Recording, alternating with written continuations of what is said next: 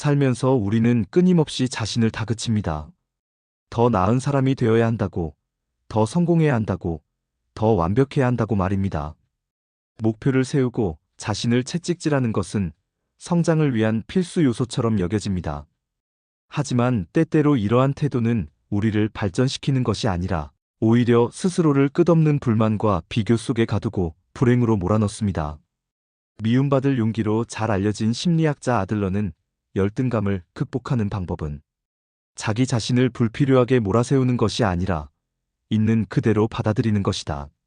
라고 말하며 우리가 스스로를 다그치면서도 만족하지 못하는 이유를 깊이 고민해 보아야 한다고 강조했습니다. 우리는 왜 자신을 끊임없이 다그칠까요? 어릴 때부터 비교를 당하며 자란 환경, 사회가 요구하는 높은 기대치, 그리고 타인의 평가 속에서 살아가야 하는 현실이 우리를 계속 몰아붙이게 만듭니다.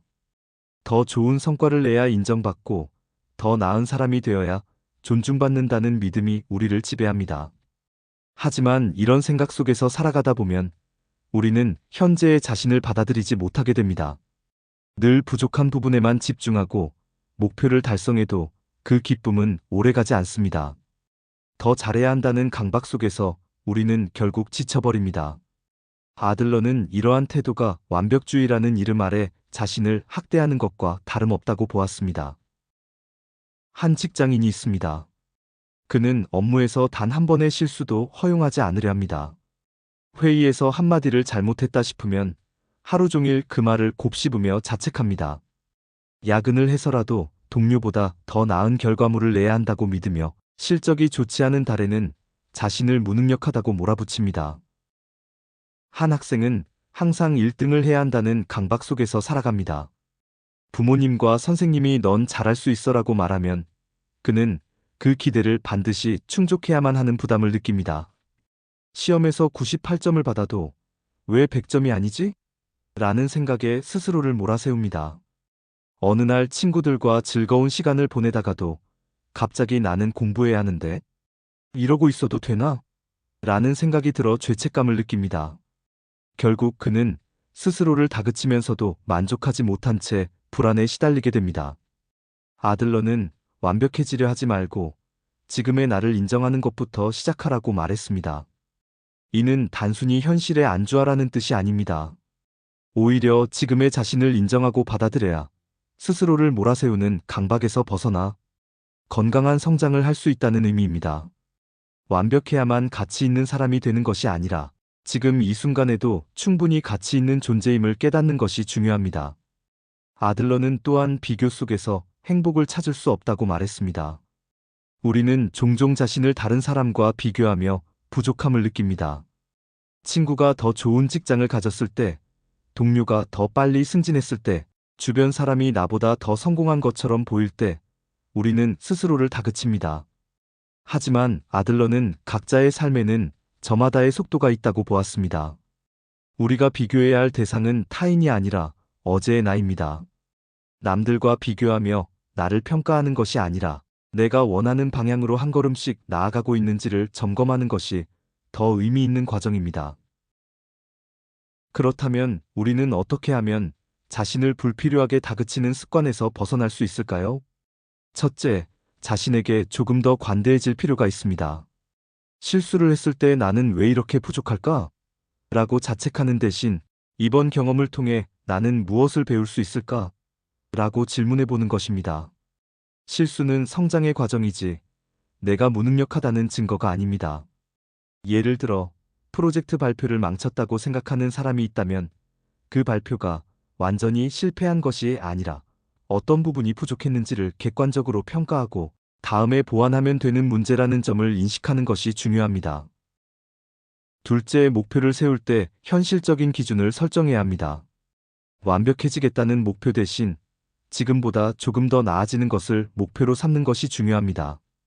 예를 들어 이번 프로젝트에서 완벽해야 한다는 강박을 가지는 것보다 이번 프로젝트에서 새로운 것을 하나만 배워보자라는 식으로 접근하면 부담이 줄어듭니다. 이렇게 하면 성취감을 더 자주 느낄 수 있으며 스스로를 불필요하게 몰아세우지 않을 수 있습니다. 셋째, 타인의 평가보다 자신의 내면의 목소리에 집중해야 합니다. 우리는 종종 타인의 인정에 따라 자존감을 느끼려 합니다. 하지만 타인의 기대를 충족시키기 위해 자신을 몰아붙이는 것은 끝없는 스트레스를 초래할 뿐입니다. 아들러는 자신의 가치는 외부가 아닌 내부에서 찾아야 한다고 강조했습니다. 내가 진정으로 원하는 것이 무엇인지, 무엇을 할 때 만족감을 느끼는지를 스스로에게 질문해야 합니다. 넷째, 작은 성취를 기록하고 스스로를 칭찬하는 습관을 들여야 합니다. 자신을 다그치는 사람들은 종종 자신의 성취를 지나치게 평가절합니다. 하지만 작은 것이라도 성취한 것이 있다면 이를 인정하고 칭찬하는 것이 중요합니다. 예를 들어, 오늘 하루 동안 해야 할 일을 끝냈다. 조금은 힘들었지만 그래도 포기하지 않고 노력했다. 와 같이 스스로를 격려하는 습관을 들이면 자기 비판적인 태도를 줄이는데 도움이 됩니다. 결국 아들러는 우리가 스스로를 학대하며 살아가는 것이 아니라 자신을 인정하고 존중하는 것이 더 나은 삶을 위한 시작이라고 말했습니다. 성장과 발전은 필요하지만 그것이 스스로를 끊임없이 채찍질하며 불행하게 만드는 방식이어서는 안 됩니다. 자신에게 지나치게 엄격한 사람은 결국 어떤 성과를 이루더라도 만족하지 못하며 끊임없는 불안 속에서 살아갑니다. 이제는 스스로를 다그치는 대신 자신을 있는 그대로 받아들이고 조금 더 나아가는 삶을 선택해보는 것은 어떨까요? 진정한 성장은 자신을 몰아붙이는 것이 아니라 있는 그대로의 자신을 인정하는 데서 시작됩니다. 살면서 우리는 끊임없이 자신을 다그칩니다. 더 나은 사람이 되어야 한다고, 더 성공해야 한다고, 더 완벽해야 한다고 말입니다. 목표를 세우고 자신을 채찍질하는 것은 성장을 위한 필수 요소처럼 여겨집니다. 하지만 때때로 이러한 태도는 우리를 발전시키는 것이 아니라 오히려 스스로를 끝없는 불만과 비교 속에 가두고 불행으로 몰아넣습니다. 미움받을 용기로 잘 알려진 심리학자 아들러는 열등감을 극복하는 방법은 자기 자신을 불필요하게 몰아세우는 것이 아니라 있는 그대로 받아들이는 것이다. 라고 말하며 우리가 스스로를 다그치면서도 만족하지 못하는 이유를 깊이 고민해 보아야 한다고 강조했습니다. 우리는 왜 자신을 끊임없이 다그칠까요? 어릴 때부터 비교를 당하며 자란 환경, 사회가 요구하는 높은 기대치, 그리고 타인의 평가 속에서 살아가야 하는 현실이 우리를 계속 몰아붙이게 만듭니다. 더 좋은 성과를 내야 인정받고 더 나은 사람이 되어야 존중받는다는 믿음이 우리를 지배합니다. 하지만 이런 생각 속에서 살아가다 보면 우리는 현재의 자신을 받아들이지 못하게 됩니다. 늘 부족한 부분에만 집중하고 목표를 달성해도 그 기쁨은 오래가지 않습니다. 더 잘해야 한다는 강박 속에서 우리는 결국 지쳐버립니다. 아들러는 이러한 태도가 완벽주의라는 이름 아래 자신을 학대하는 것과 다름없다고 보았습니다. 한 직장인이 있습니다. 그는 업무에서 단 한 번의 실수도 허용하지 않으려 합니다. 회의에서 한마디를 잘못했다 싶으면 하루 종일 그 말을 곱씹으며 자책합니다. 야근을 해서라도 동료보다 더 나은 결과물을 내야 한다고 믿으며 실적이 좋지 않은 달에는 자신을 무능력하다고 몰아붙입니다. 한 학생은 항상 1등을 해야 한다는 강박 속에서 살아갑니다. 부모님과 선생님이 넌 잘할 수 있어라고 말하면 그는 그 기대를 반드시 충족해야만 하는 부담을 느낍니다.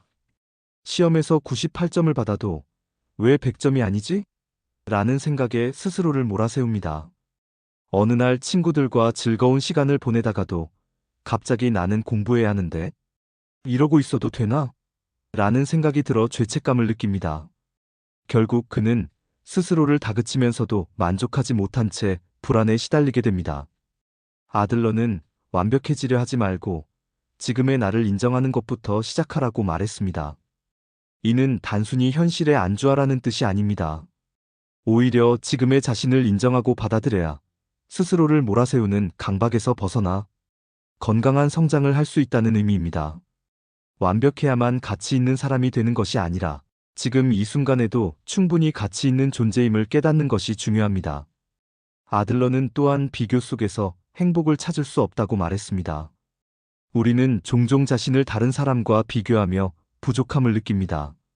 친구가 더 좋은 직장을 가졌을 때 동료가 더 빨리 승진했을 때, 주변 사람이 나보다 더 성공한 것처럼 보일 때, 우리는 스스로를 다그칩니다.